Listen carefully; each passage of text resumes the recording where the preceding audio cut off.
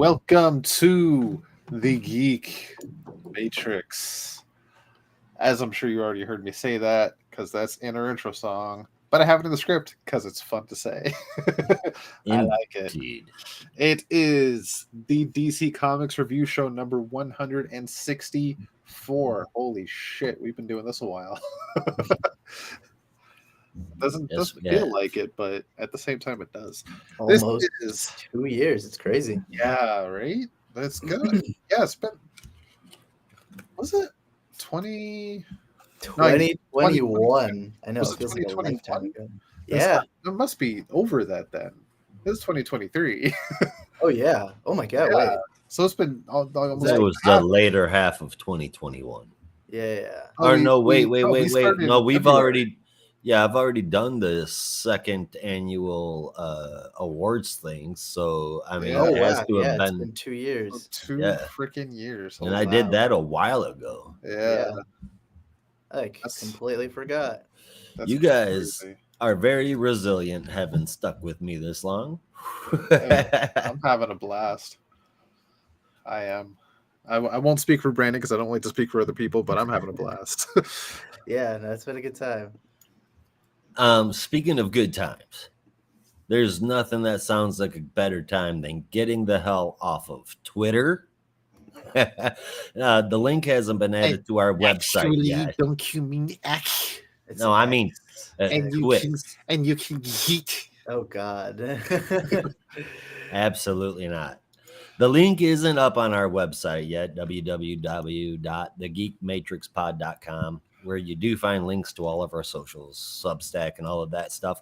But we are now officially on Blue Sky, so hopefully Twitter will go away. You can find us there at thegeekmatrix.bsky.social. And everywhere else you listen to podcasts. So go do that. Watch us do that. Like, subscribe, download. Tell everyone how we're the best geeks in the world. Yeah. Just to check with you, Josh, we are recording, yes? We are. Okay. Just as a technical question, the chat on the side here is not connecting for me. Is that an issue? I don't know. Okay, We'll find out. I just got the text notification that we are live, so that should be fine. All right. All right. Yeah. So I guess we've already gotten through the. Anybody got a dad joke? It's Rob here, joining me as always, our wonderful co-host Brandon on piano, Hello, everybody. and Josh with a dad joke. You guys want to know a joke? I would love to hear a joke. Me too. So share it if you got one. That was a dad joke that even went over with my kids. Did I tell you the Boy George joke? No, last you week? did not tell me the Boy George joke. Okay. All right. This one's fucking great. Why did Boy George get kicked out of the lizard enclosure? I don't know. You tell me. Why did Boy George get kicked out of the lizard enclosure? Because he come down the chameleon. Oh, no. Oh, Isn't Boy that- George, you're definitely freaky. Yeah. You know, it's growing up, it wasn't the earrings or the makeup or anything. You know how I knew he was a freak? That fucking hat. No, for me, it was the hair over one eye because my only other frame of reference for that style was Captain Planet. And and that Flock person of was- Seagulls. yeah, but it wasn't as long. Flock of Seagulls had it shorter, if I remember right. And Boy George was it was long, but so was that redheaded asshole in Captain Planet. And she wanted to pollute the world. So fuck her. So don't wear my hair like this then? You look like Mads Mikkelsen right now. Don't say that shit. Do you not like Mads Mikkelsen? I don't like hearing that I look like him. I mean, All just when your hair's like that. Mm-hmm. Either that or Dolph Lundgren in Expendables. Ouch, you're just lining me up with all kinds of ugly people. He's an 80s legend. What? All right. That don't make him pretty, though. All right. I'm sure once upon a time somebody wanted to fuck Dolph Lundgren. I'm sure when he was in Rocky, lots of people did, but I mean, that wasn't cool. He was the enemy. Was he the Russian? Yeah. All right, yeah. Igor Dragonovich or something like Oh that. yeah, Dravenich, I don't know, something like that. No. Now I'm only thinking of Dragonov from Tekken. Ivan Drago. Drago, that's it. That's it. Yeah. You can thank Kirk for that one. He just hopped into the chat. How's it going, Kirk?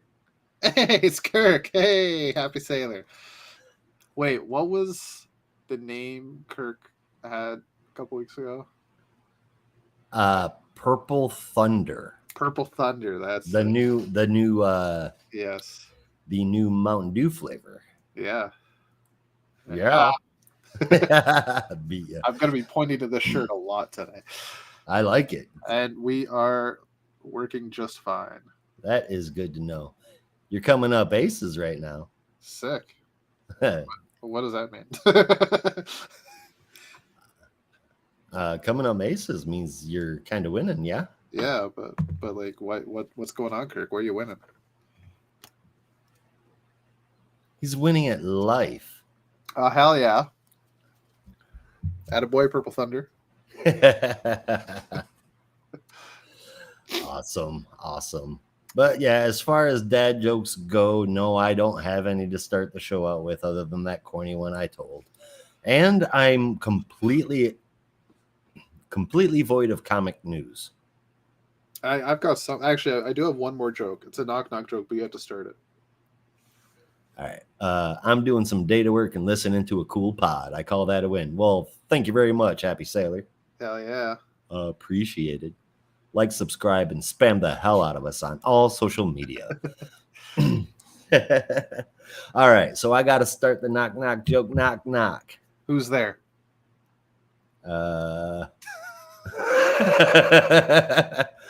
Orange? Orange. Banana? Oh god, I'm not doing this. Banana. All right. I fucked that one up already. Yeah. All right. You guys. One more. One Sorry. more. Let's go. You got to do it again. Knock. Oh, No, shit. You got to start again. All right. Knock. Come in. You fucking. Oh, Jesus. Yeah. Excellent. All right. Laughter is sufficient. I think we're good to continue. We are a total of 8 books this week, but only 4 that we're fully reviewing. Yeah. 4 on the honorable mentions, 1 on the bonus show. I do have a bit of comic news before we get into our books. We got the time. Let me just click the link here. I feel like this was announced before and I just forgot because it sounds like slightly familiar. But it, as far as I know, broke on CBR that Superman writer from the 90s and 2000s, late 90s, early 2000s, Joe Casey, is doing an upcoming Zod book called Kneel Before Zod, which is a nod to, it's a Zod, to the old Superman movie, which was the famous line from Zod. And Zod should never make an appearance without saying that line. Just my personal opinion, but that's how you kneel before Zod. Yeah.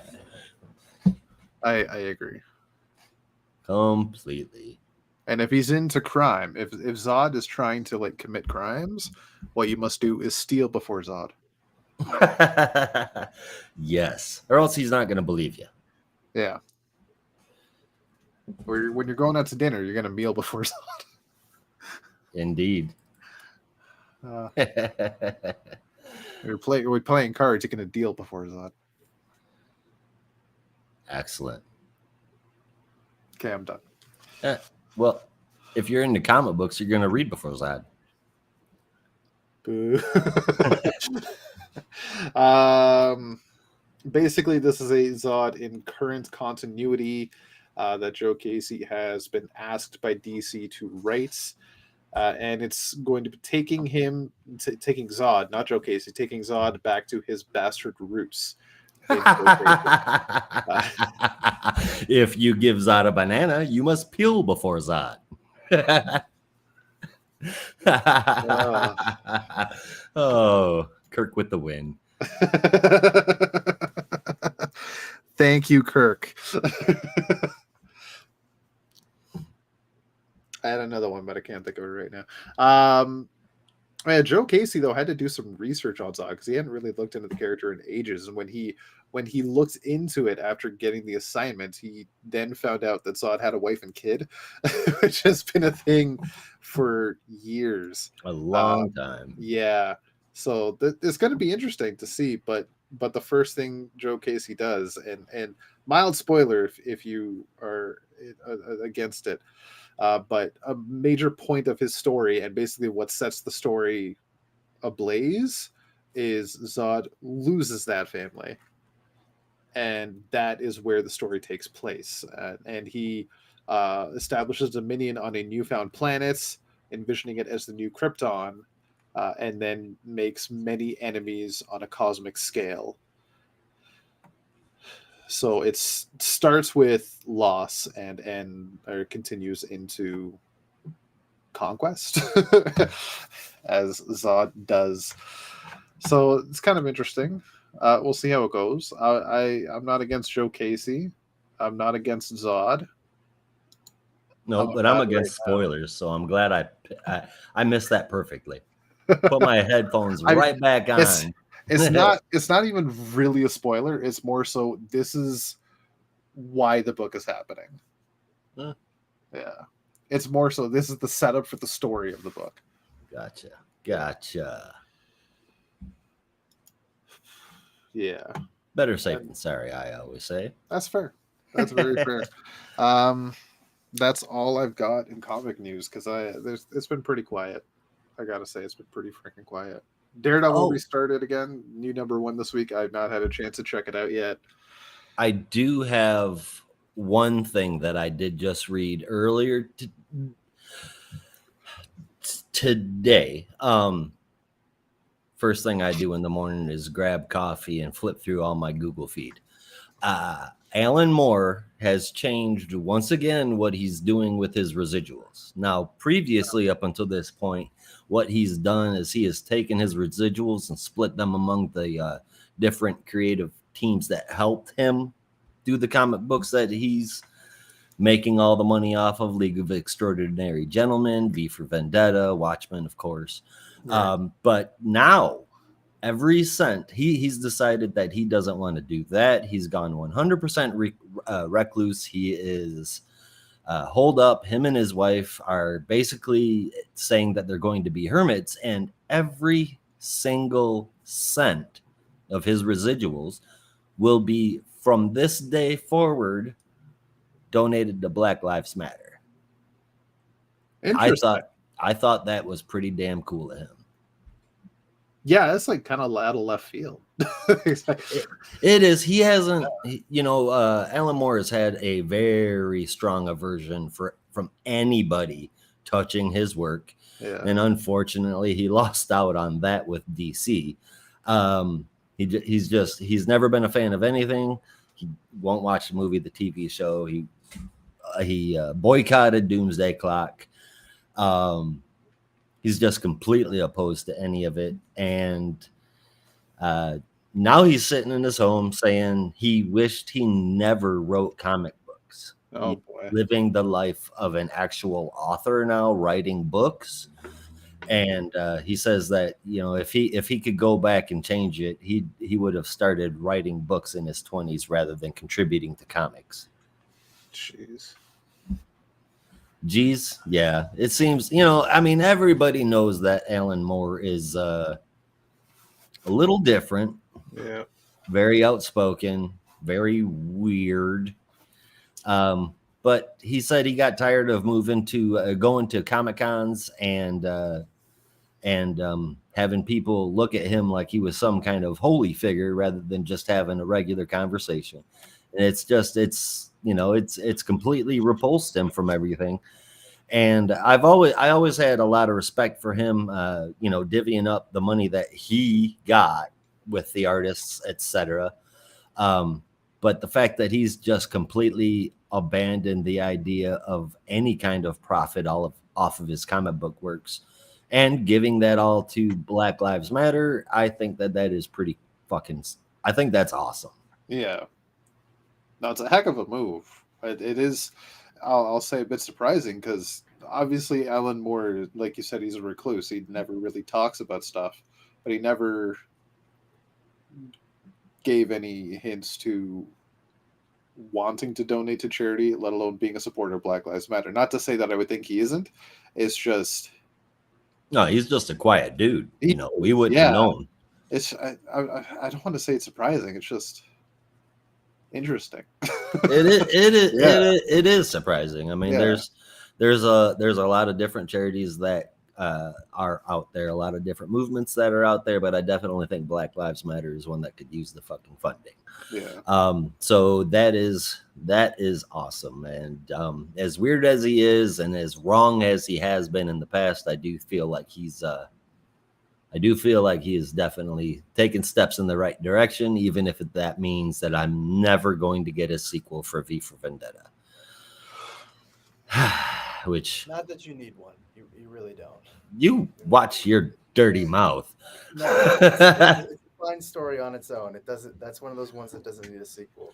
Oh no, yeah, I won't argue that point. It is Like, perfect as a Would you stand. want a From Hell 2? No, Jack the Ripper, Electric Boogaloo? that No. would piss me off. So I Yeah. get where you're coming Also from. Yeah. slightly disrespectful because like those were based on real events. But anyway, I think that one is fine. That stands on its own. Yeah, I won't argue with that. That's just the fanboy in me wanting that.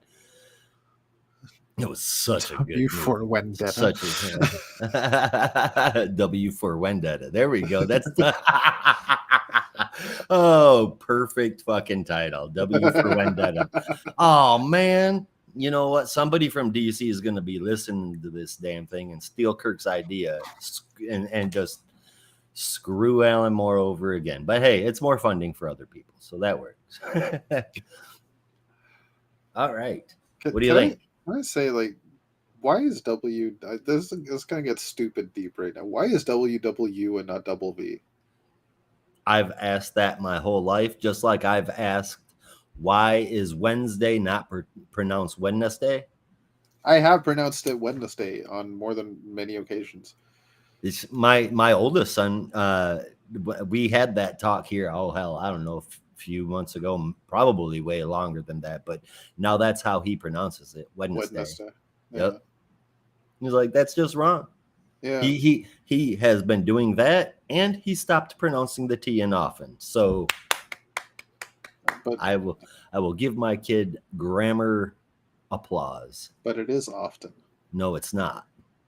Who said? Don't say you. I'm not saying me. The original thing, just like listen isn't listen.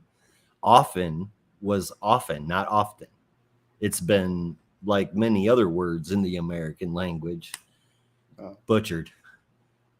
See, listen, I can understand, but often, I've always heard it as often, not often. It's been butchered for that long.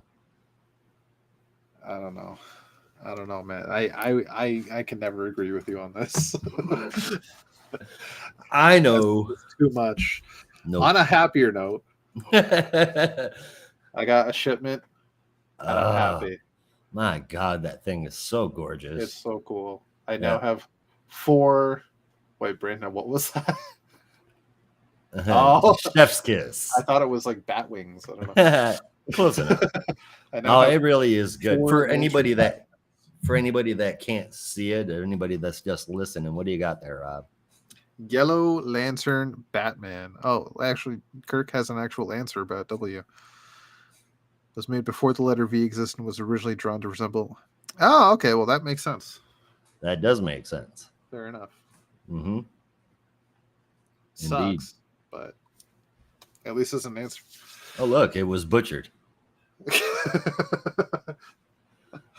So I got Sinestro Corps Batman from his appearance in Forever Evil, using the same construct that you get in the Green Lantern 2-back that features Dawnbreaker, except this one's in yellow. because McFarlane likes to reuse constructs. Yeah. Yeah. Speaking of constructs and things that are different, man, I can't wait to get into Green Lantern later. Woo. I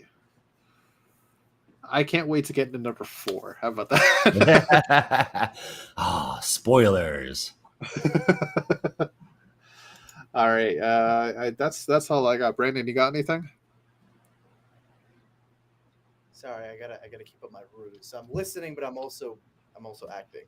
I don't have anything major other than I did get to read the new Daredevil #1. Pretty solid. I think some people may be a little turned off, but I don't know. I had a good time, and Saladin Ahmed usually delivers, and I felt like he did a pretty solid job there. And then I don't know if I have anything else aside from that. Does it follow Chip's run pretty well? Yes, like almost exactly. It's Okay. Oh, that's good. straightforward transition. Very similar to like Philip Kennedy Johnson taking on Hulk from Yes, Al from Ewing. Al Ewing and Okay. slightly it's Ryan Ollie, but it is a very different tone, is what I'll say. It's very Daredevil, but it's like you read the writing and it's very clear that it's two different people. So it's not like completely seamless, but it does Yeah. continue the story. That's fair. Yeah. Okay. But if you That like, got me excited. Saladin Ahmed, it's pretty good, and the art is really exceptional too. Hey Kirk, have you read it yet? Can you see the Yeah. comments? I can't see it at all. I have the chat open on my phone. I'm also Yo. watching the stream on my phone. So I am 4 issues deep into Immortal Hulk. I got to issue 12 on Grayson. I'm really trying to work through it.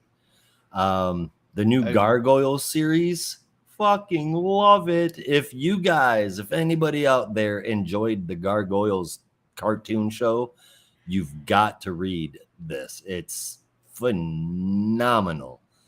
And also, so is the Ninja Turtle Stranger Things crossover. I've read both of those, and I'm digging it. And a while back, we were talking about Threshold.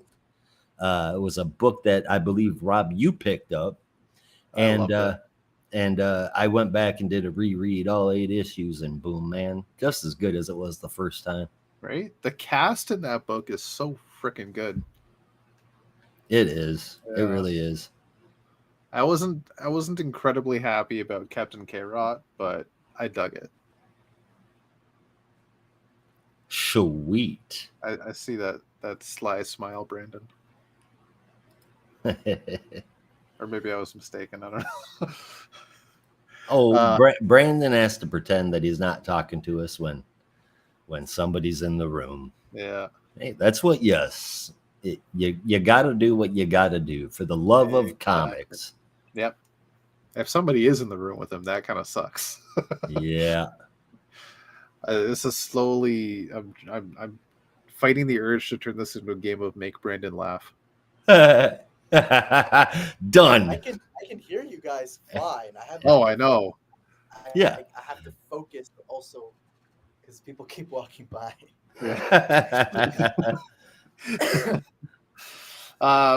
Well, Josh, just sit there and play the Star Wars dun dun dun dun.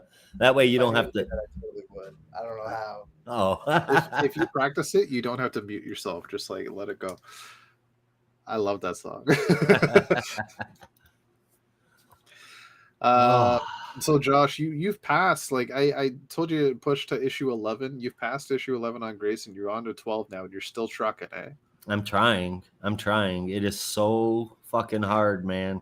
I told myself, because you told me to go to issue 10, I told myself that I'm going to do everything I can to make it to 16. Okay. Because I feel like I'm going to go past what you guys said to give it the fairest shake that I can. And so far, it's kind of like chewing on aluminum foil, but I'm doing what I can, man. I am definitely doing what I can. And you started reading Immortal Hulk, like the Al Ewing stuff. The Great Power stuff, the one shots. Oh, sorry, the one shots. I was muted. Yeah. Oh, okay. Yeah, the one Yeah. shots. They're not numbered though. They're all number ones. But Yeah. I know what you mean. Yeah, there's only like I forget how many I said. There's 5 or 6 of them. Yeah. I'm not counting Immortal She-Hulk because Al Ewing did that one. But they had those 4 limited one shots with different creative teams. Oh attached shit. to each Okay. one. I know I had one left to read, so I must have only gotten through 3. Yeah. Well, which ones did you read? Let me pull that up right now. I know that I read. Okay, Great Power. Yeah. The Best Defense. And no, I read. There's 5. Great Well, Power. the best defense is not. I mean, it is Immortal Hulk, but that's a tie-in to the Defenders. The best defense. Oh well, I was Last wondering what the Defense. fuck. All right. Yeah, Well. that's a tie-in to that whole story arc. So you have to kind of read that whole thing to get the full story. All right. It was confusing as hell. But all right. So I got the Best Defense that I read for no reason, Threshing Place, Time of Monsters, and Great Power. So I have Flatline left to get through. Yeah, those are like really the only. I mean, I think those are the only 4 Yeah. that they did. Yeah, Threshing Place was maybe my favorite. I loved that that one. was really good. It was really good. I enjoyed it. The whole Spider-Man and Hulk moment that y'all posted in Discord, in our Discord there. I that was awesome, and I just couldn't not read it. I know that was a double negative there, but I had to read it. I've seen. Is that the one where he remembers Peter's identity? Yes. Okay. That Banner forgot, but Hulk remembers. Yeah. Are you going to go on to Immortal Hulk and do the 50-issue run? I have to. I don't have a choice. See, how else are you going to get to Philip Kennedy Johnson's Incredible Hulk? Tom, another one of our review contributors, has been banging me in the head to read Immortal Hulk, and I don't have any fucking choice now. After reading these, it's just a no-brainer. And if I'm not mistaken, I am supposed to weave in Fantastic Four into that. Well, I thought you already started that. I did, but I think I only got 3 issues. Yeah, I'm only 3 or 4 issues into that. But if I'm not mistaken, there's like crossing over between the two. Yeah, Not in that series. not in the Immortal Hulk series. Not in the current Fantastic Four. Oh, in the previous one. Maybe in the previous one there was an issue where the Hulk and the Thing fought, but I don't remember where it was. Brandon does, It's like I think. in the 40s. It's in the 40s. In it's Immortal after he Hulk, right? crashes to Earth Right. from Gamma. Can you hear me? Yeah. Yeah, he like crashes to Earth from Gamma Flight and then ends up on the pier and fights the Thing. Right. I don't remember what. Or actually, wait, that might not be the 40s. That might be the 30s. I That's think still the it's 40s. But Yeah, it's it's like the last 15 issues of that run. but it's on the it doesn't. cover. It's not part of Fantastic Four, though. No, it's not part Alright. of like it's not connected at all because that book Alright. didn't have any. I mean, aside from the tie-ins to some events, that book didn't have any like crossovers within it. perfect. I can just Yeah. pick up this. And you can keep going with Ryan North's Fantastic Four, Which is it's its fucking own thing great. so far. Yeah, but it's great. Yeah, Like stupid good. and each issue is its own story. Like it's not a multi-part story. It's just one-shot stories in this ongoing tale. It's brilliantly done. Can't argue that. Not even a tiny bit. So you've gotten to, you said you were 4 issues deep on FF. Yeah, I'm double checking that right now. Okay. I'm curious if you got to the part yet where they say what's happened to the Baxter building. Shop test. No, so the third one is where I'm at. That was The Human Torch. Johnny, yeah. Yep. With the mustache. Which is so weird to see, man. But it's oddly awesome. And that whole intro issue for him with the mustache is fantastic. Can't argue that. It's pretty the writing in here and the mystery, the build up. All right, Kirk. Well, it's good to have you swing by, man, and we'll talk to you in Discord. Yep. I don't remember what the hell I was just saying. Anyway, the writing for this new Fantastic Four, man, it's character work. Yeah. And that's my favorite kind of story to read, man. I don't want to just read an adventure. I want to read some characters too. That's issue awesome. 10, and I know you have a bit to go, but issue 10 has got to be one of my favorite issues of Fantastic Four in a long fucking time. Issue 10. Issue 10. It's number 41, right? The Man Downstairs. Yeah, issue 10 was fucking fantastic. I will keep that in mind, kind sir. And it wasn't even told from the perspective of the Fantastic Four. It was told from the perspective of people interacting with the Fantastic Four. It was so fucking brilliant. And maybe the best cover I've seen from Alex Ross. That's a pretty bold claim, dude. You got to see it. It's the closest you might get to a Fantastic Four horror story. I'm okay with that. It's really good. So I need you to fly through those next 6 issues tonight. Well, all right. Yeah, let's see what I can do. I can't. I got some Smackdown to watch tonight. That's tomorrow. God, I'm living 20 years ago. You got time. I know. Thursday night SmackDown. It was Tuesday night SmackDown. It was Wednesday night. So it was Friday night. And it was back to Tuesday. They just couldn't make up its mind. Surprise, surprise. Surprise, surprise. Yeah. Surprise.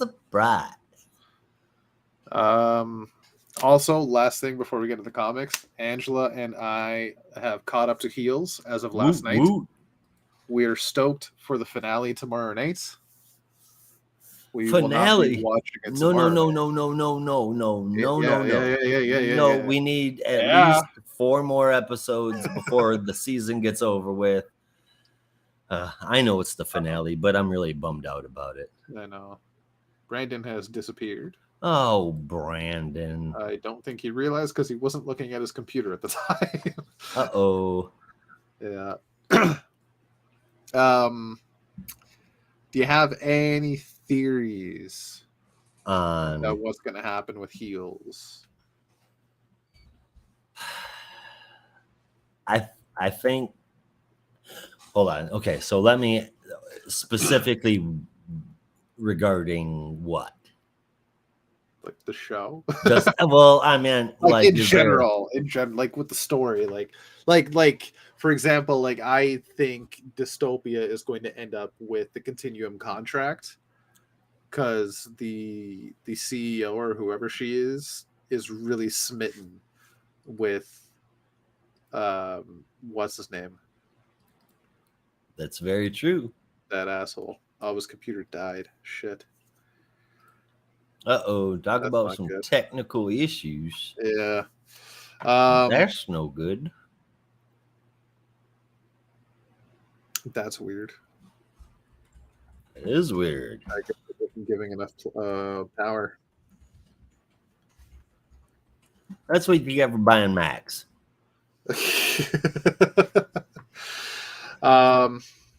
Yeah, so that's what I think. Like, Dystopia is going to end up with a Continuum contract, and DWL is going to get fucked.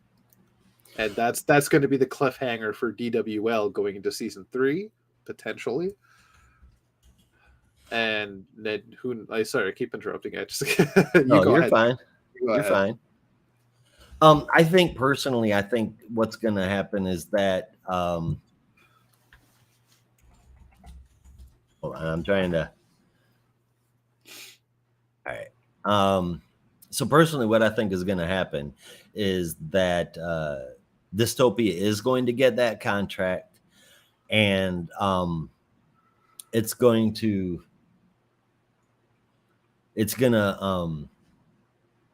I think so I think Dystopia is going to get that contract, and I think that the boss lady is not going to be a fan, but I think that Vigilante is going to be.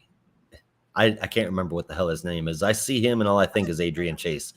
Josh Segarra is the actor. Okay. Yeah. So anyway, Vigilante is going to like them. Yeah. And gonna want to bring them in. And I think that next season, what we're going to be looking at is his fight to include DWL, Big Boss Lady. I can't remember what her name is either, but I think what's going to happen there is something bad is going to happen with Dystopia, where she is going to have, there is going to be some kind of a media nightmare. And I think that she's going to end up having to backpedal and try to get DW going on there. But if I'm being personally honest, I really think something very, very bad and dramatic is lining up for the DWL. I know you're right. I really hope not, because friggin' Jack fought so hard to get his life back in order. he did, and I'm really worried that the show is going to end next season with Jack committing suicide. I really hope not. You got that feeling too, though, don't you? They are foreshadowing that one of them, and they're really foreshadowing that is a potential for Jack, but I really hope they don't do that. Me too. But there's only one way to find out. That's stay tuned. Exactly. The only other theory, right? The only other theory I have is they both get the contract on the grounds that they share it, and they join. They join. Yeah, they got introduced to Continuum doing this cross promotion angle. So that's all that Josh Segarra's character knows, is he went to watch Dystopia and got introduced to DWL and saw how well they worked together, and he got excited. And instead of choosing between the two, because they both have bits that are great, like Dystopia's got the high caliber, the money, the excitement, but DWL has the better wrestlers. Right. And I think that is definitely going to play into it for sure. The reason why I say that is, like you said, they Vigilante went to DWL and they actually had that sit down.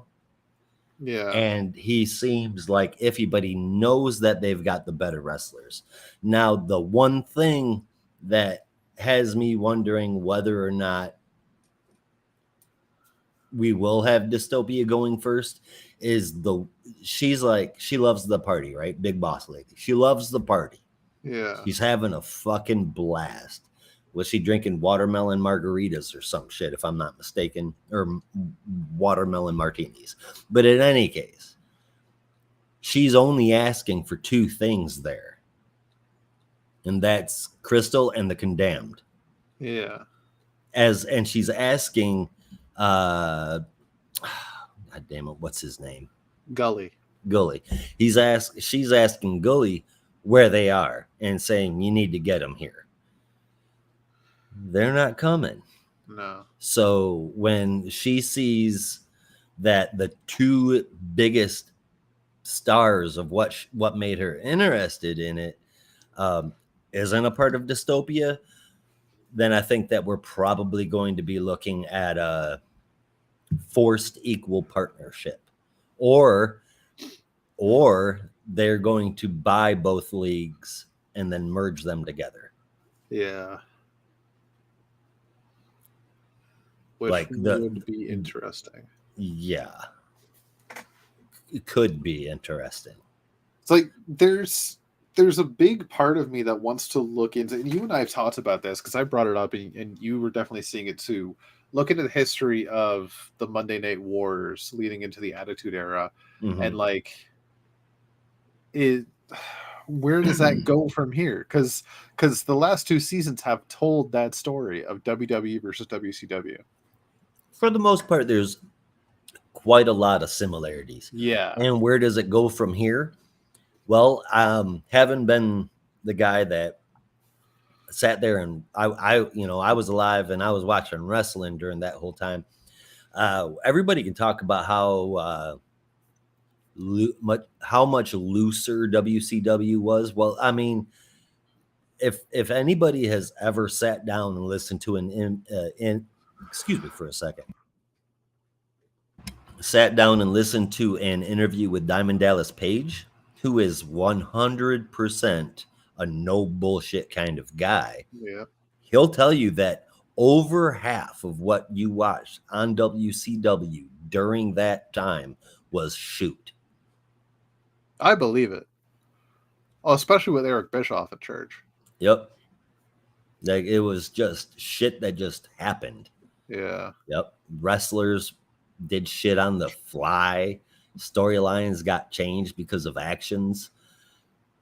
Diamond Dallas Page getting pissed off at everybody. Man, I mean, he went through the whole fucking roster, tried to mess everybody up to the point where his damn abdomen was taped all the way up to his nipples, and then he still went for another fucking year. Yeah.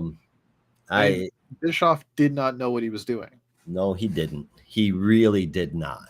And he still, if people might deny this, but if we're being completely honest, Eric Bischoff harbors a lot of resentment. He is still pissed off. He is still pissed off and still holds a grudge about the WWF invasion or whatever, however we want to call that. When Triple H and DX rolled up with a fucking tank. Yeah. No, definitely. Like I can understand being pissed off about that, but at the same time, he brought it on himself. He wasn't doing anything of caliber. Like he asked for that war. He really did. Yeah. He didn't think that through either. No. So fuck him. Like Bret Hart. I was watching an interview with Bret Hart. A couple of times I've watched this interview, and he's told his story about his time at WCW and Eric Bischoff and the kind of promoter that Eric Bischoff was. And like Stone Cold has said the same thing with Eric Bischoff, that he keeps going to him and saying, "How about an angle with this guy? I want to work with this guy. I want to." They keep getting turned down and down and down. No, they're doing this and they're doing that and they're doing this, and we want you to do this. And then, he said, I've got an idea," and he was just fucking with him at this point. He said, "I'll go down to the ring with my cat. Bring my cat in a cat carrier. I'll have my cat there, and my cat will be there at every match. And I'll take the cat out before every match and pet it, and it'll be at the corner, in my corner, waiting for me. And they'll have the match, and then if I win, I'll bring it out and I'll pet it, and it'll be great. And then we'll do an angle, or someone will beat me up. I'll lose the match, and then I'll take my cat out of the carrier, swing it around, and beat my opponent with my cat." But at that point, it wasn't. That wouldn't be his cat. It would be like a stuffed cat. Right. But he would actually have his cat prior, and you, like Bischoff was like, "I love it. Let's do it." That's fucking insane. Eric Bischoff is a fucking hack. Yeah, 100%. Speaking of hacks, we got a couple that we're going to talk about today. Oh. Is this an issue of Justice Society of America? Because you just threw some fucking shade. Yeah. Ooh, deep cut. Like it. First off, let me mention before we roll into the regular issues here. First off, we got Superman Lost number 6.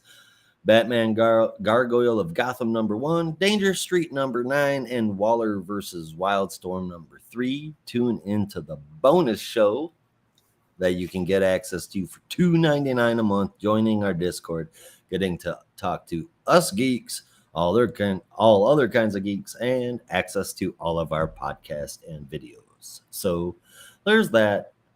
$2.99. It's like less than a Starbucks coffee, and this is actually good. In today's economy, it's less than most coffee. Oh, in today's economy, you can't turn on the news without hearing that. Yeah. But that's it, and I think right now would be a good time to cut for a commercial, All right. and that's what we did. Yeah. Yeah, because everybody's talking about.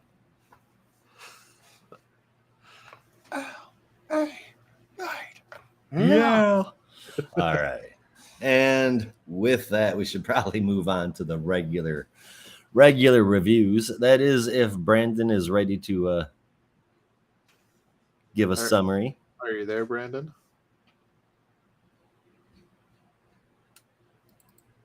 I really could have swore Brandon was there. He is here. Hyrule Elf, are you there? I'm going to type hello into our Discord. I was going to say, how do you pronounce that or spell that? How do you spell hello? Have you never turned on the closed captioning for a Medea movie? Oh. We cannot. We can't hear you, Brandon. Okay, Right. his computer is still dead. Oh, Shiza.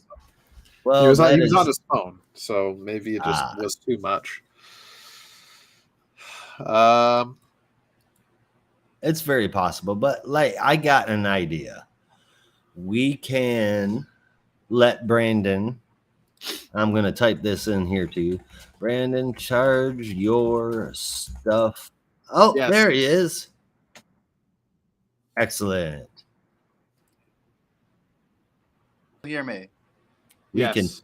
can totally hear you. Okay, yeah. I don't know how well this is gonna work because I have to record from my phone because my computer's not turning on, and I just it's still plugged in, but I think this charger is too weak to work efficiently. But I'll do my best. I think it's working just fine. We can hear you, Yeah. and Yeah. you got a placeholder on the screen. See, guys, Okay. see that black square right there, the rectangle? That one's Yes. Brandon. Ta-da! That's him. Okay, cool. Okay, yeah. All right. So, do we want to kick things off with our first comic book? Let's do it. Batman Inc. Yes, Batman Inc. Brought to us by Brandon. Brandon, if you may, or if you please. I have a feeling he's gone. Oh no!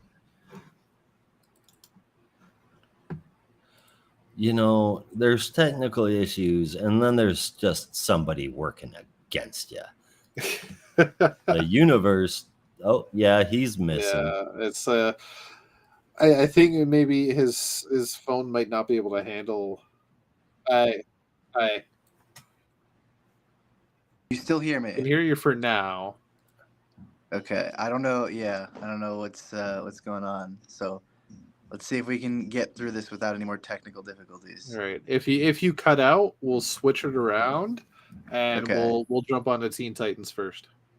Okay, cool. Yes, this is Batman Inc. number 12, the final issue in the series, written, of course, by Mr. Ed Brisson, with art from John Timms, colors from Rex Locus, and letters from, let's see if I can find that. Where is this credits page? That's a good question. Yeah. Is it even here? No. I don't even see it. I think it's I don't even remember who did the letters for the last time, but I can't. Yeah. Well, anyway, yeah, I don't have my anyway. Well, letters by someone, I guess. So, whoever you are, I think it was Clayton Cowles. I don't know. I'll check later. But anyway, It's a Batman book, so that yeah, tracks. Yeah. I don't know.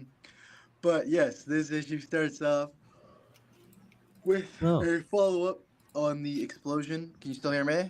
we Yes. can. There's just, you're right. There's no credit page. Odd. Yeah, I hate it when they do I don't that. know. Yeah, unless I'm skipping over it, I couldn't even find it. But anyway, um, yes, we cut to the explosion site, or the crater that's remaining of the explosion site over in Melbourne, Australia, where Dark Ranger and Wingman had been fighting off Corvus Call, and we discover that Wingman is miraculously still alive, just horribly burned. And so the sort of police commissioner of the Melbourne police just orders them to get an ambulance stat to make sure that he's still alive and can be cared after. Jiro is trying to Jiro is trying to convince Raven Red not to kill. Um, oh my god, I almost called him Buckaroo Banzai. Dusty Bronco. um, Dusty Bronco. Yeah, Dusty Bronco. After having him in a chokehold, and thankfully Raven Red is able to show him a little bit of mercy before his anger gets the best of him. But before Dusty can get his revenge, Clown Hunter knocks him out with his trusty bat. We cut over to Paris, France, where Night Runner is trying to take care of the bomb of Charles de Gaulle, having captured him the last issue, where Grey Wolf and Knight are still trying to figure out how they can track the bomb that Dai Laffin left. And over in the Kangbashi district in Shanghai, I think it was Shanghai, Batman of China, Ghostmaker, and El Gaucho are still trying to stop Alpaca's goons from dropping all the people from the hospital. So everyone's kind of got their tasks. But in a supreme moment of, I can't believe they didn't think of this earlier, or frankly, something that seems so obvious, it's shocking that they didn't think of this earlier. Knight and Grey Wolf, upon continuing to work on Dai Laffin's device, realize that there is a way that they can kind of cancel out all of Joker's devices that have kind of been placed within the various members of Joker Incorporated, and that is to use an EMP, which, again, seems so obvious that I can't believe they didn't think of it earlier.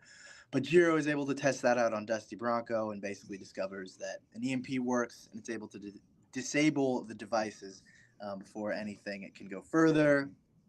This news gets over to Joker, who just basically presses the immediately detonate button for the rest of them, which, while some of them were able to stop the members of Joker Incorporated and the devices they have inside them, unfortunately, Night Runner was not able to, leaving Charles de Gaulle to explode within the harbor of Paris, or wherever that is. Ghostmaker goes to save Sky Spider and is able to do so, but is really just kind of fed up with everything that's happened, especially with this mission so far. And they cut back to their mysterious location, where he basically reveals that, this experiment that Batman kind of brought him into has been a failure, and he's quitting the team effective immediately and dissolving Batman Inc. The rest of them can keep the base if they want. Yeah. The rest of them can keep the bases if they want, but otherwise, he'll have nothing to do with it. And of course, being the people that they are, they decide to kind of keep it running, with the exception of a few. Clown Hunter is going back to Gotham to kind of figure out who he is, and Raven Red. Oh, shit. And Raven Red is going to go back to the reservation to take care of his father for a little bit. And we actually see scenes of them doing exactly that, where Clown Hunter kind of reunites with the girl he met in Bloodhaven in a previous issue, and just tells her that he's here to stay for a little bit, and that the people who he thought needed him don't need him anymore. And in South Dakota, Raven Red has a nice little reunion with his father, Man of Bats. But over in Wales, Dai Laffin is having himself a jolly old time, seemingly holding a bunch of people hostage before he is so rudely interrupted by Batman Incorporated. As we can see, still active and still willing to participate. So I'm going to kind of rush through this because, again, I don't know how much time I have before this thing craps out again. But I don't know. I was kind of disappointed with this issue. I'm not going to lie. Like, it felt like a very rushed conclusion with a.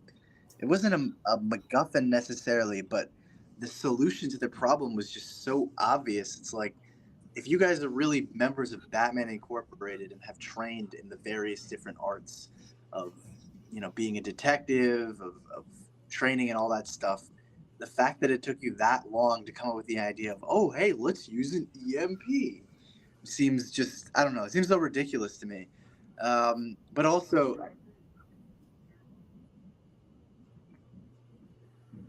I mean, yes, but like, also, again, these are members of Batman Incorporated. Like, the fact that wasn't the first thing they thought of, like, oh, well, if they're embedded within them, naturally we can use some kind of EMP to disable them, especially when they were told they either had to kill them or let them get killed or something like that in order to stop the devices from going off. Yeah. So it seemed like such an obvious way to get out of this situation, and something that frankly kind of felt like a very last minute, like, oh, it's the last issue, so we just need a workaround to make sure that they can solve the mystery and save the day to the best of their ability. So I don't know.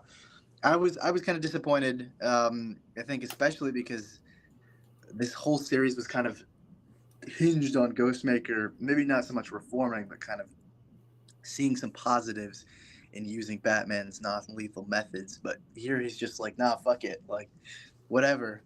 I tried it and it didn't work, which, yeah, maybe that's realistic, but I don't know. It just seemed like such a waste. Like, what was the point of this book?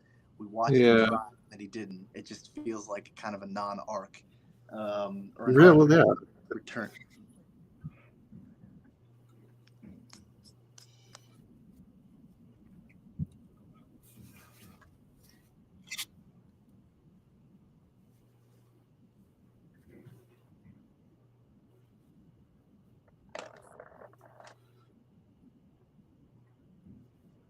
I guess, but I don't know. I feel so lazy. Like, if you're really going to commit to him trying to reform, why just end it like?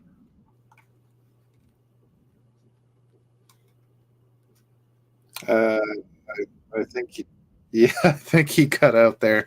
And he's out. Yeah. Let me continue his thought there because him and I were on the same train of thought. I can say, oh, he's back. Hi. Yeah, no. Again, this is gonna probably keep happening. So I'm just getting my score 7 out of 10. Kind of a disappointing ending, and might make me rethink the series as a whole a little bit. That's better than me. I've not been a big fan of this book the entire time. And this ending was not any different for me. I was cautiously interested, but I needed something more to come out of it, and this final issue did not give me anything I was looking for, did not give me anything I needed. And I agree with Brandon, it was very rushed. The workaround, the solution was kind of tame. There was very little to no character growth for anybody throughout the 12 issues. The only person that really got an arc was Clown Hunter, and it ended with him just like, okay, I'm just gonna go. Ghostmaker had absolutely nothing. I think most of the books did, Josh. And yeah, Ghostmaker just had realistically no character arc. They kept giving allusions and hints that he's going to have a character arc, and then he just didn't. With this first story arc, with his old partner, like, maybe his ways are not the right ways, and then this arc, is killing really the way to go? There must be another way, and then no, he's just like no change whatsoever. It was really kind of, like Brandon said, pointless, really lame. Yeah. It just felt like so so pointless. Like it just felt like it Yeah, had no purpose in the end. and Which is disappointing. he left really quickly. Like they got back to base. He's like, all right, fuck it, I'm done. Peace out. All right, like nothing. He's like, I'm leaving. You can have the base. You get my way again, I will fucking kill you. See ya. Why? Did any of this mean anything to you? Fuck no. Um, and the Joker just up and disappeared really fucking quickly. Uh, Despite the fact that he's got a lot of shit on his plate right now, it just seemed really kind of annoying. I enjoyed the art. That's why I got a 6 out of 10.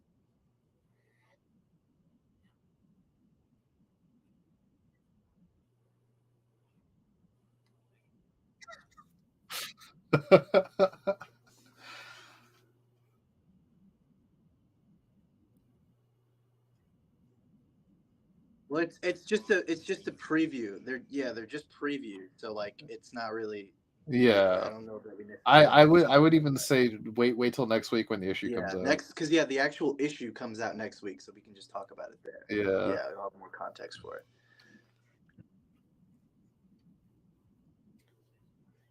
yeah.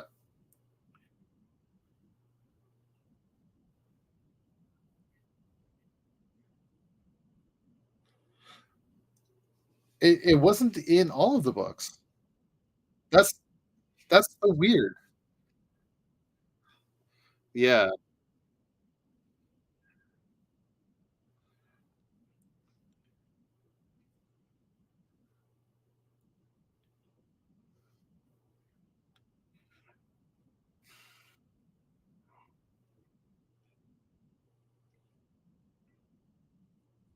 yeah.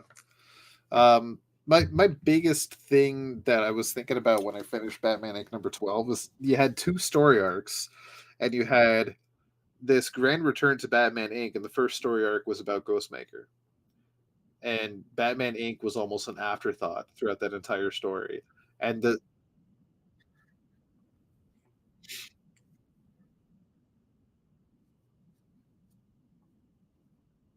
but then you have the second arc incorporates most of Batman Incorporated, but is also like an archetype villain. You'd think Joker Inc. would have a lot more build up than just okay, they're just going to appear.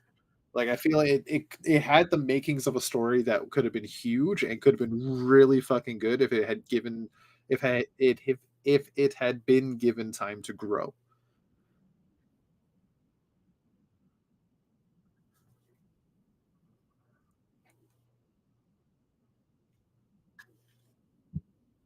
Because it's like 8 to 12, then they really didn't have that much time to tell their story. So Yeah, if they knew the book was ending at 12 and they're like, okay, this is it, this is your last arc, make it count, then there's only so much they could do, I guess. And yeah. it's unfortunate that this was the result.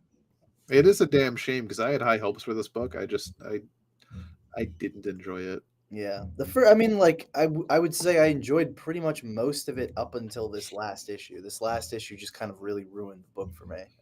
And again, is going to make me kind of go through it again and question maybe what I enjoyed about it, because it felt like such a weak and disappointing ending. Yeah. Despite the fact that I agree with you, like my urge is there. I just have to say you're a weak and disappointing ending because it's right there, and I Ugh, don't mean that in a bad come way. on, man. It's just it was there. Tragic. I had to. No, you're wow. Whoa. Brandon, Travis is a married man, sir. you are a strong and promising beginning. Thank you. I appreciate it. Yes. That's what I always wanted to be. Now, speaking of strong and promising beginnings, Green Lantern number 3. Yeah. Speaking of weak and disappointing endings. Yeah. um nah, that's not really how I feel, but I'll get into that. So this is Green Lantern number 3, written by Jeremy Adams, art from Zermanico, colors from Romulo Fajardo Jr., and letters from Dave Sharp. This is the triumphant return and the only book this week that was forced to go on a 2-month pause. Um, yeah, it's fucking annoying. Anyway, we pick up to a month ago and try to keep up with the timeline because it gets confusing. 2 months ago, there was a tale about a month ago when Hal had a ring and then it cut out on him. If you remember that part, because we remember at the end of the last issue, he was flying the jet and now he's not flying the jet. So try to remember most of issue 2 from 3 fucking months ago. So he's in the sky and the ring cuts out and he's falling down to the sky, and right before he hits the ground he wills the ring with as much willpower as he can muster to power up, and it does. And he lands safely on the ground in costume and begins to ponder the capabilities of this new ring that he has crafted. He remembers an old, and more so Jeremy Adams remembers an old ability of the ring to make constructs in all sorts of visible colors in the spectrum. Yeah, Uh, that was and straight out of the Silver Age. I was yeah, like shocked. I was like, oh my it's like God, someone right from the remembers that? beginning, right Yeah, from the that's freaking beginning, it was. like first 5, 6 issues or whatever. Yeah. Which I don't think it was ever, if I remember, it wasn't ever really said that was the case. It No, was it just was that just was the art because style. the That basic that's how they yeah, drew the it. basic description was always just that the ring operates on sort of imagination. So it wasn't like, oh, it's a green construct. It was sort of whatever you can visualize in your mind will be made Yeah. reality or something like almost like a wishing ring, but not quite. Yeah. And for most lanterns, if they visualize a green construct, they visualize a green construct. But the explanation that is given here from Hal is that um, his first ring, which was Abin Sur's ring, could make those constructs in all sorts of visible color. And he makes a gazelle because he landed somewhere in an outback where there is a bunch of gazelle around. He makes a construct of a gazelle first in purple light and then in a green line, the green aura'd um, gazelle with which looks just like the other ones, full colored fur and everything, and it blends in with other gazelle until a cheetah shows up, and then he makes the gazelle bigger and scares the cheetah away. So he has some fun with that classic ability that he is able to bring back. And then we jump back to the present. Carol Ferris. No, not Carol. No, I jumped ahead. I jumped too far ahead. Sorry. Sinestro is now fresh off his own nightmare tale and has a new lease on terror. He breaks into an office and discovers that it's the CEO, the CEOs are actually Lalaran aliens in disguise. Exactly. And he wants them to work with him. He needs people and he needs help now. He does mention the Legion of Doom will compensate them, but they know the Legion of Doom is pretty much all but defunct right now. So, yeah.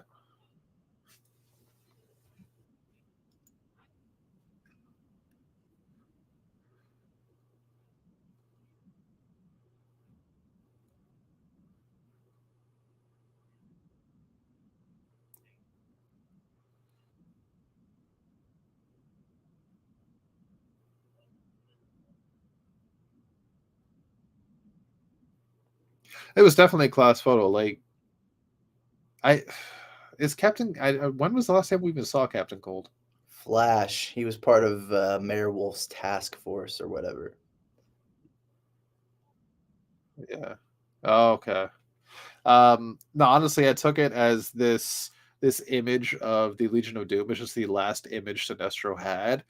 Like I said, the Legion of Doom isn't even really around anymore, and everybody in the villain community knows that.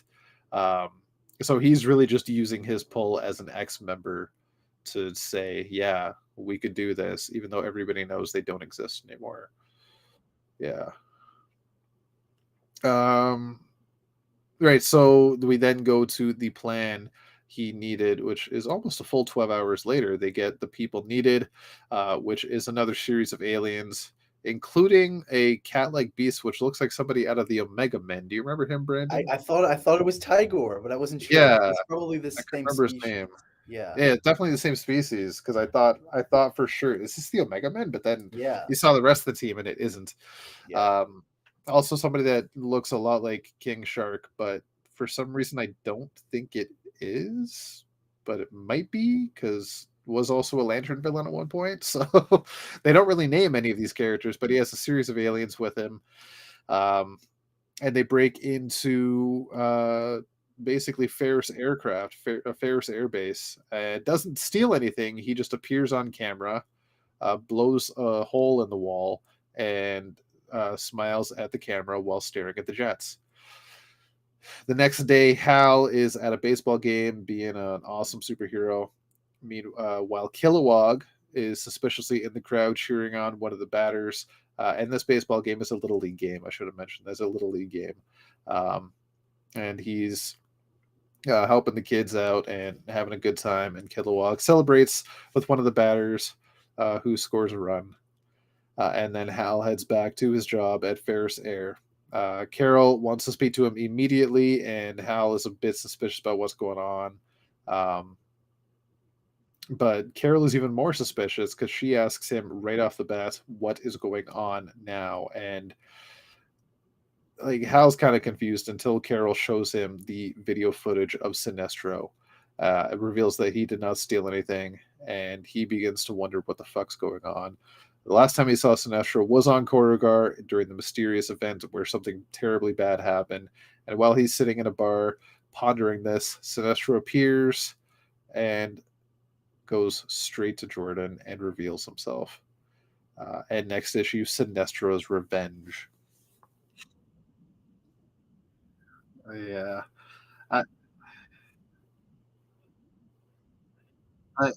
I'm not fond that he said Lantern Jordan, but I'll go with it right now. Should I jump into the backup first? Yeah. All right. It's a quick one anyway. This is Rise of the Revenant Queen Part 3, the last backup leading into Philip Kennedy Johnson's Green Lantern War Journal, out next week, currently in Brandon's hands.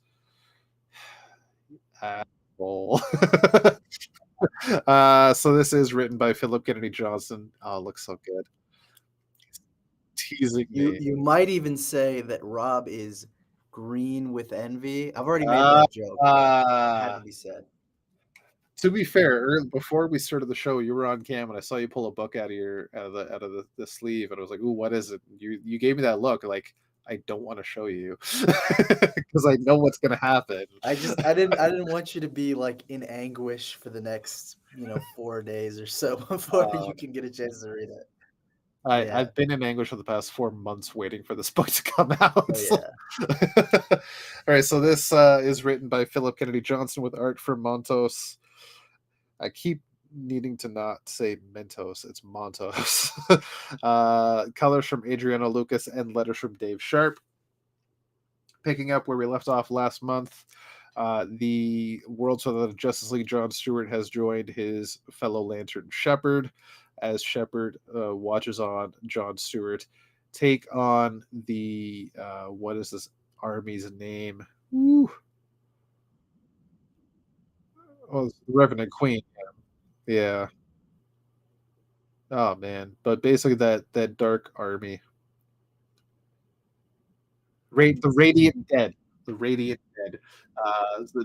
Yeah, the pair are taking on the Radiant Dead, and Jon Stewart is making easy work of them all, while Shepard looks on in awe and ponders just how awesome Jon Stewart really is. Uh, Jon goes for the Revenant Queen, the leader of the Radiant Dead, who we see is also wearing a ring, a power ring of sorts. But the Revenant Queen disappears into the multiverse where Jon cannot access her or cannot get to her, and he doesn't know where she went. He then turns to Shepard and says, "You must find the Revenant Queen. Go into the multiverse and look for the universe she went to. Look for that universe's Jon Stewart. He will help you hunt her down for sure, or she will hunt him down for sure."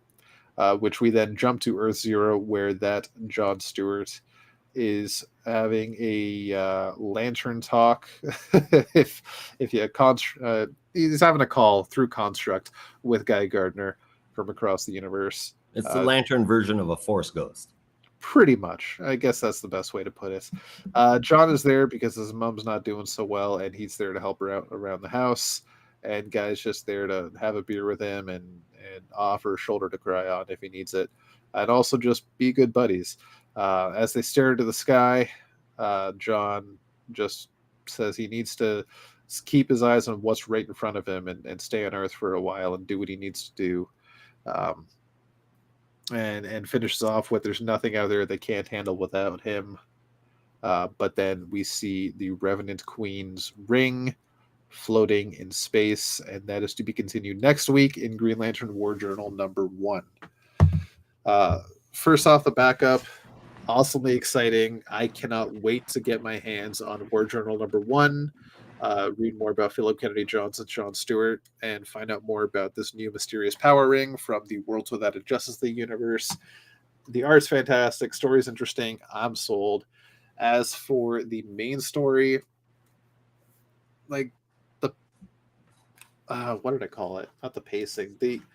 The momentum just ultimately died for me because of the break with because Night that Terrors. 2-month break. Yeah, like the Night Terrors tie-ins for Green Lantern was good, but then having that forced break in between issues 2 and 3, like the seamless flow between issue 2 and issue 1 of the Night Terrors Green Lantern was great, but then issue 2 of Night Terrors Green Lantern was supposed to flow into Night's End, and he didn't appear in that issue at all. And then we jump into issue 3 and it picks up halfway through issue 2. It's really weird. And it just kind of like killed some of the momentum for me. So as much as I'm still enjoying it, I really didn't enjoy this issue as I thought I would or hoped I would. I was really excited for it to come out, and then I get it, and it's like, well, this really didn't offer many answers, if any at all.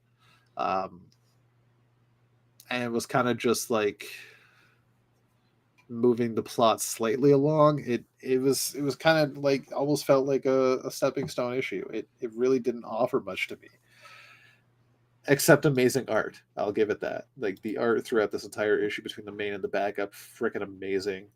Single named artists are some of the best in the world. I think we can all admit that.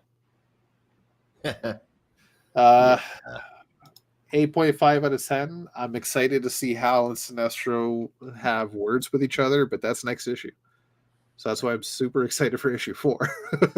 See, for me, this sold it. The last 2 issues were kind of catching us up to where it needs to be. This issue is finally putting us on the track. Obviously, Hal is an earthbound lantern with whatever's going on with this ring. He can't go out into outer space, at least not successfully. And we've got power ringless Sinestro pulling off some stuff, building a crew, breaking into a hangar and stealing nothing, and then just showing up and saying, "Yeah, so I hear you've been looking for me." What in the hell does Sinestro have up his sleeve? Like, I gotta know. I don't know. It probably helped me a little bit, but because of the 2-month break, I went back and read issue 2 and then this. This book makes me itch with excitement. It's not bombastic, it's just written damn well. And if we just forget the nightmare stuff, then this has been a pretty smooth story so far. A bit of a long intro for a start, for sure, but I have a feeling that this is going to be going on for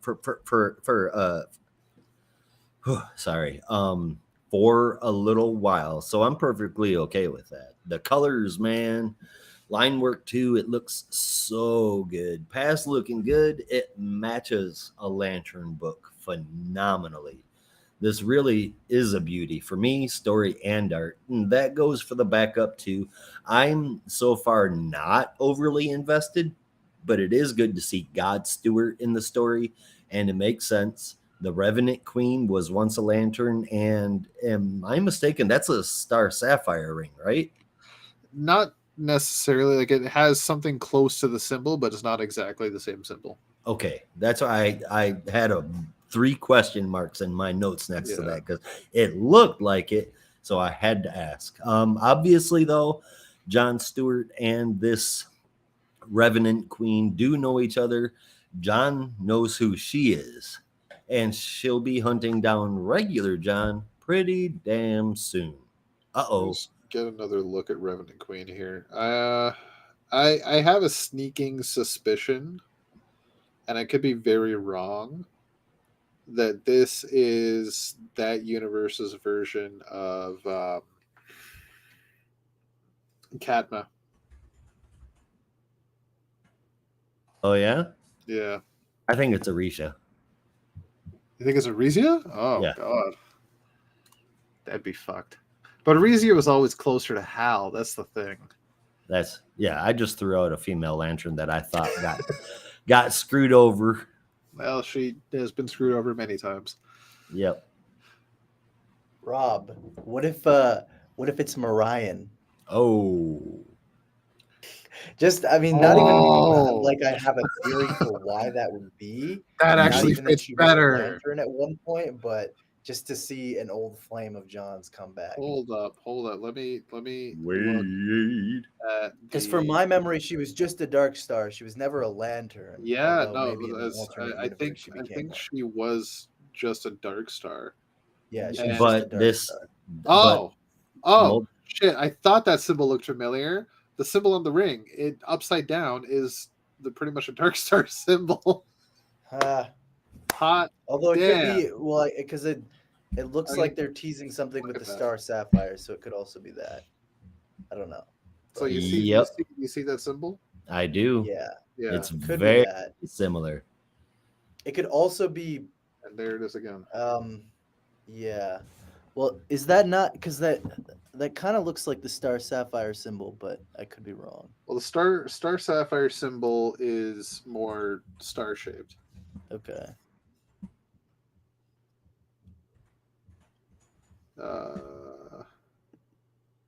It's definitely more star shaped, and in some cases had a heart inside of it.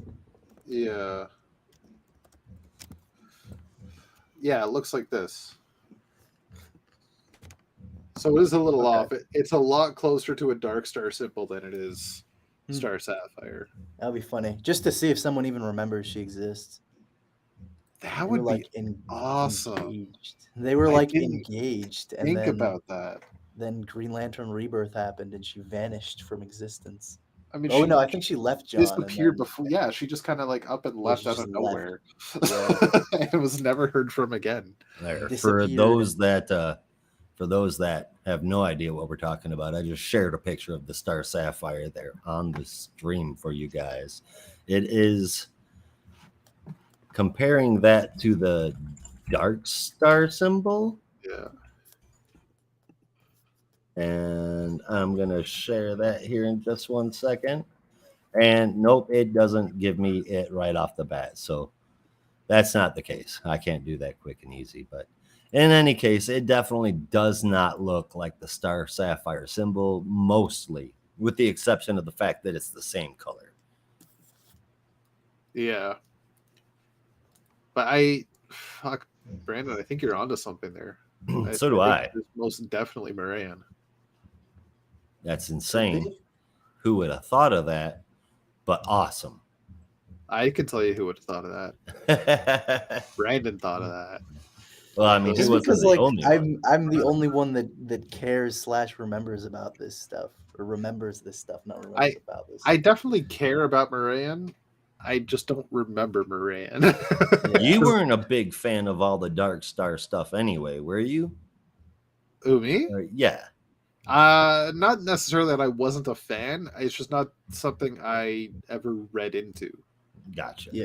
Well, the Yeah. original series is, I mean, for me at least, and I can't speak for the entire series, but at least some of the select, random issues that I read, it wasn't anything terribly impressive, to be honest. Yeah. But they got Michael Jan Friedman to do it from Star Trek fame, so Star wow. Trek writing fame, I guess. So there's that if you're mildly interested. I mean, it's definitely something I want to look into because I want the entirety of Jon Stewart's story. Yeah. For sure.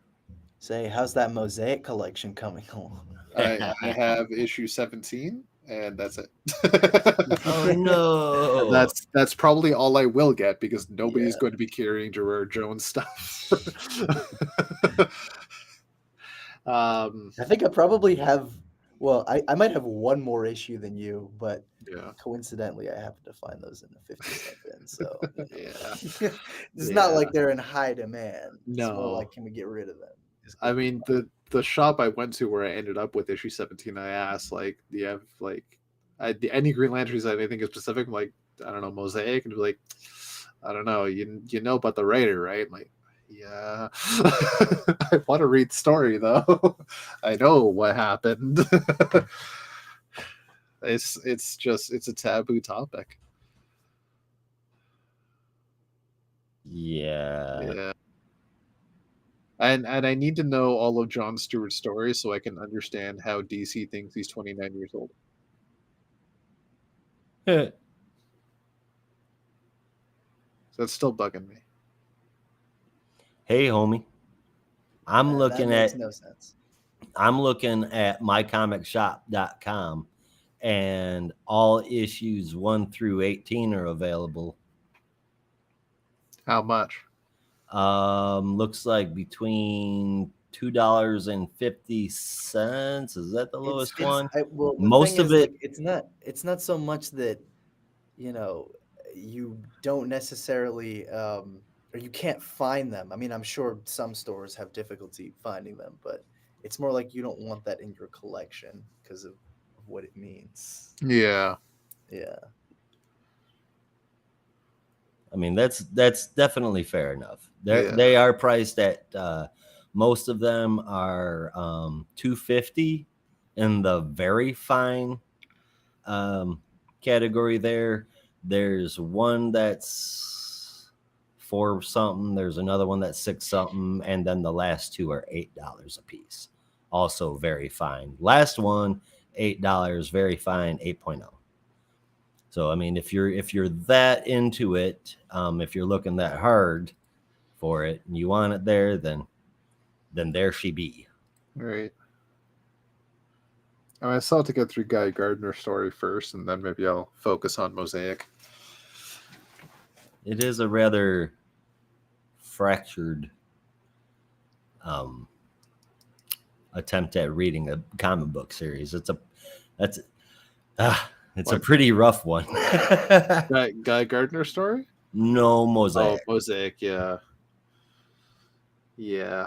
From what I remember, when it's talked about in the Green Lantern subreddits, it's remembered fondly for the story and for being a good Jon Stewart story, albeit very convoluted and complicated, and not well remembered fondly because of the writer.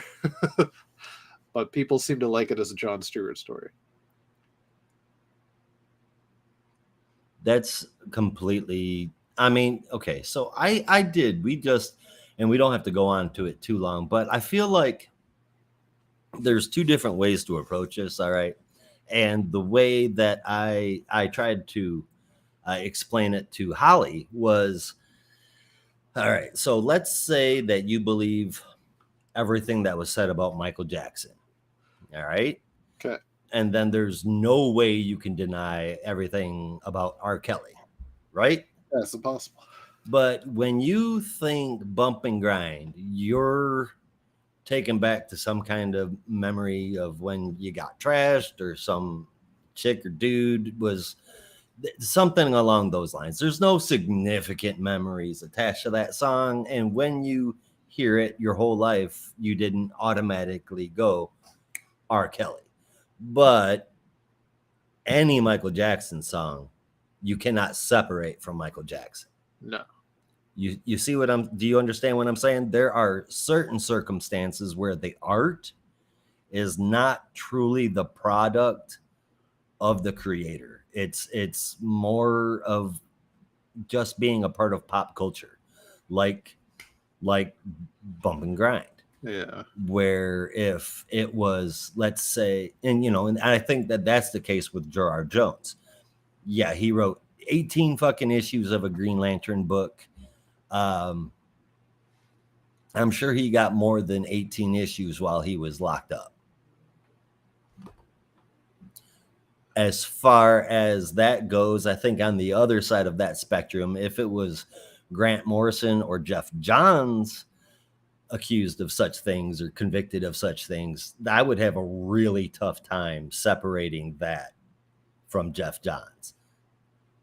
You know what I mean? It's just like the bigger the person, the more famous the person, the harder it is to separate, because they're such a integral part of what it is you're consuming. That's fair. Yeah. Like, So- as much as I love reading Green Lantern Rebirth over and over again, I have a really hard time appreciating the art now. Yeah, and I don't there are those little bubbles that pop up, like, should I be okay with this?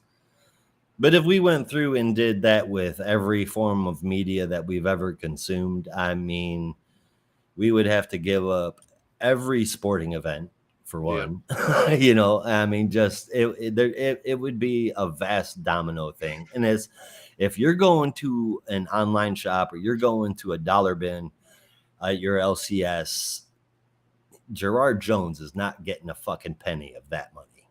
That's true. So if that's a story you want to read it.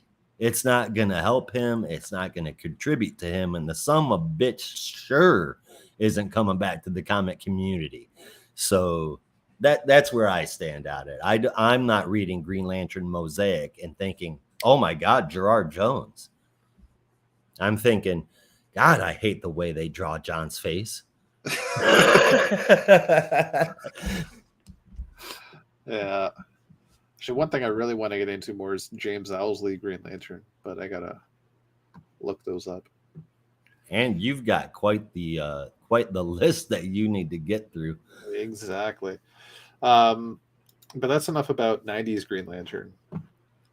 Oh, did I give my score 2023 8.75 out of 10? 8.5 for me. Brandon, have you said anything about issue 3 yet, or we just? I don't even think so. Yeah, I'm scared because I discovered that this charger has been working, but also it hasn't. Oh, So that's why it died and is going to die again. And I have to return it at 8. So unfortunately, that's not the best of situations. But that doesn't matter for Green Lantern number 3 because I gave this issue an 8.5. I actually enjoyed it quite a bit. I know that you kind of said that the Night Terrors issues broke up the pacing, and it did, but it was nice to just kind of come back to like the main story. Right. I had We've had the Sinestro, thread hanging in the backgrounds of issue 1 and issue 2, and that was like, okay, we're going to start it off. Yep. Also, I don't know, something about seeing Hal and Sinestro again, like it feels like it's been a while, and yet it's kind of cool to see once more, even if the Lantern Jordan line was a little odd. But aside from that, yeah, no, I dug it a lot. You can tell Jeremy Adams is just a huge nerd. It was nice to talk to him when we did, because I think I got a perspective of how much he really loves comics, and then seeing him just dig out this, deep cut right from like the first 6 issues of the Silver Age was Like I don't want to make it sound like, oh, it's just impressive because you lifted an old kind of part of Lantern mythology, but it's clear that you're well read in this, so Yeah. I can respect that at least. Oh yeah. The backup, great. Montos, I don't know where you came from, but I hope you're here to stay. Oh, yeah, done 8.5 out well. of 10.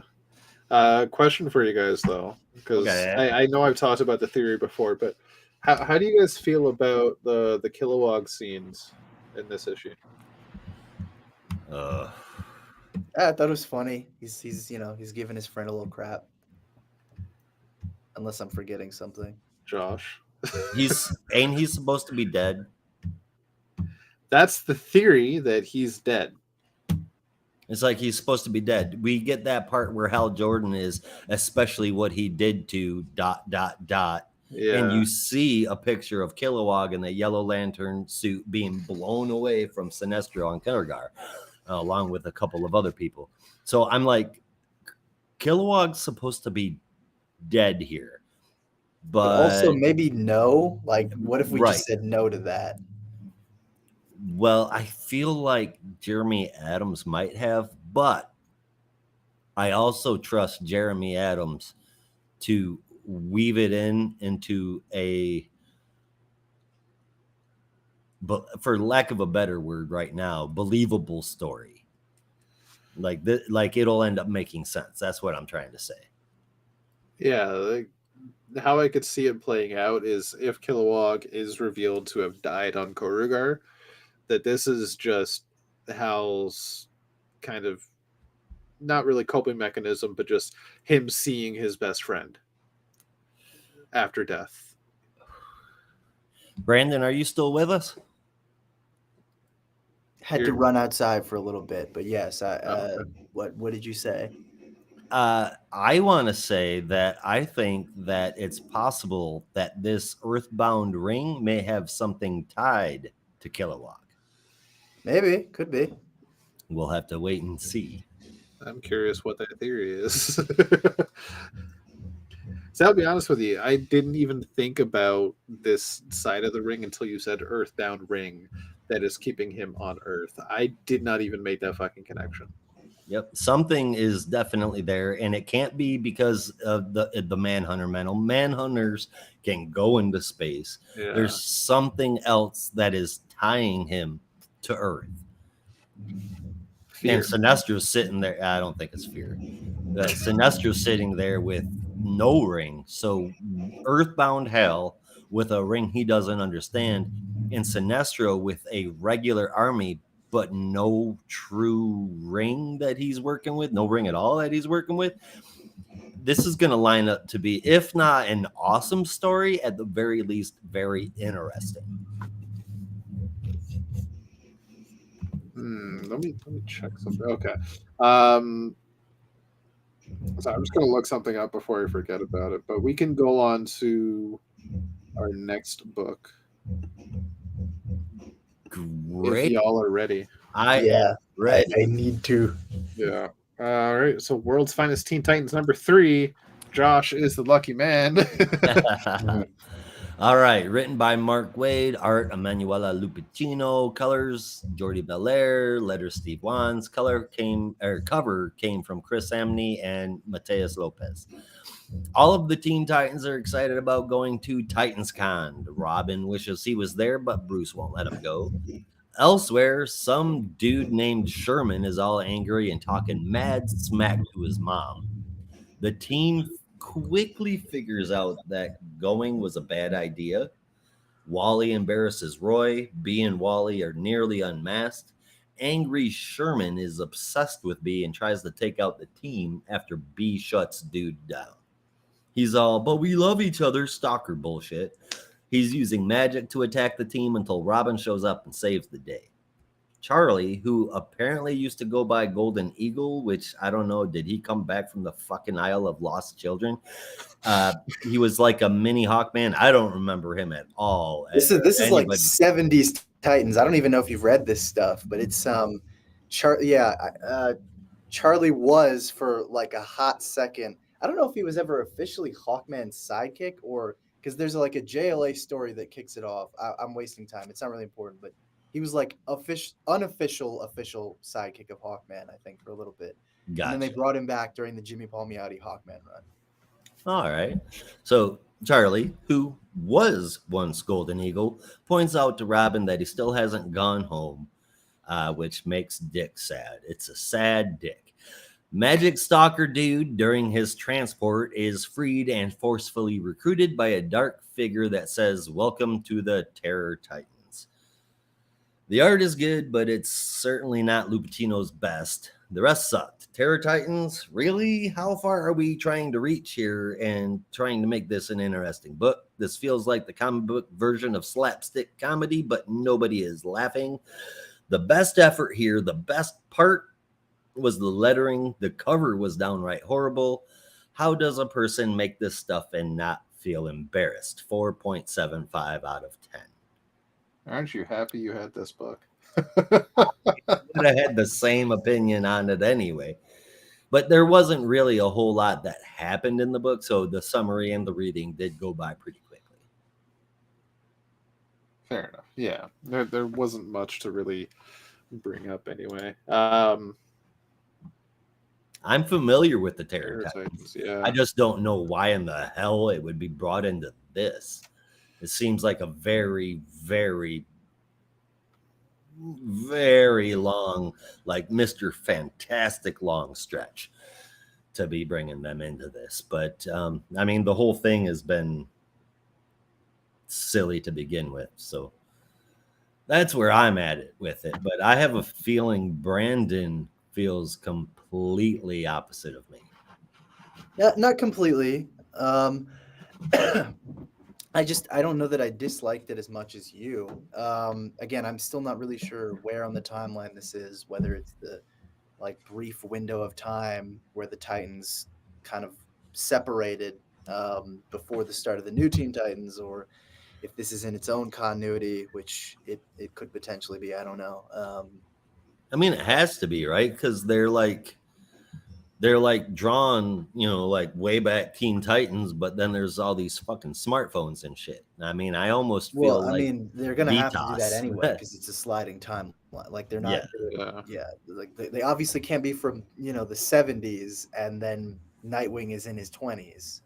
So in any case, yeah, I'm talking like Titans history across any version of the timeline.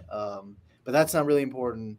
I don't know. It's fun. It's perfectly fun. It's nothing great, and like I still enjoy it. I've kind of just shuttered the part of my brain that's like, where is this? When? What? How? And then just kind of enjoying the somewhat playful interactions between the Titans, which are nice. So like it's nothing special, but it's just kind of fun. So I give it a 7.5 out of 10. Like it's solid. I have a good time reading it, but it's obviously nothing incredible. Fair enough. Yeah. Ultimately, I thought it was a fun read. I'm really enjoying Mark Waid just having fun with his books right now, at least with the World's Finest stuff. Anyway, the World's Finest Teen Titans, with World's Finest Batman, Superman. He's doing it with Shazam. Like he's doing some silly stuff. He's having fun with it. He's seeing what creativity he can come up with, and I'm down for it because I don't think it's bringing the books down personally. I think he's just looking to have fun while telling a story, and I'm all for it. I gave this an 8.5 out of 10. Well, there you go. Moving on quickly because Brandon does have to get out of here at 8 o'clock. I'm going to share my top 3 of this week, and that is number 1, Green Lantern, number 2, Batman Inc.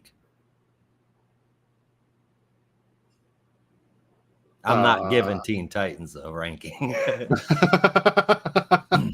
However, my favorite, even though I said I'm not sold on it yet, my favorite part was my favorite moment was listening to whatever that dude's name was talk about everything that makes up God's Stewart, and that more than anything else that's happened building up to this story, that painted me a picture of who this person is. Yeah. You know what I mean? I think that was done phenomenally well. Shepard is a very interesting character so far. I keep forgetting his name. As my top three, number 3 I had Green Lantern, number 2 I had World's Finest Teen Titans, and number 1 Mystery. You'll have to tune in later. Yeah. Brandon, did you have any? Yes. 3 World's Finest, 2 Green Lantern, number 1 is on the bonus show. Yeah, Oh, there you go. fair enough.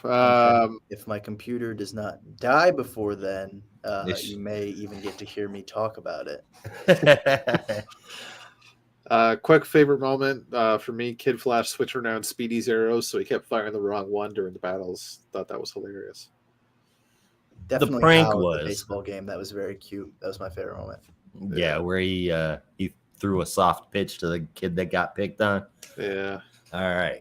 Well, that is the show, everybody. So we are going to get out of here. So you have to as well. Don't forget to go to www.thegeekmatrixpod.com. Show us some love.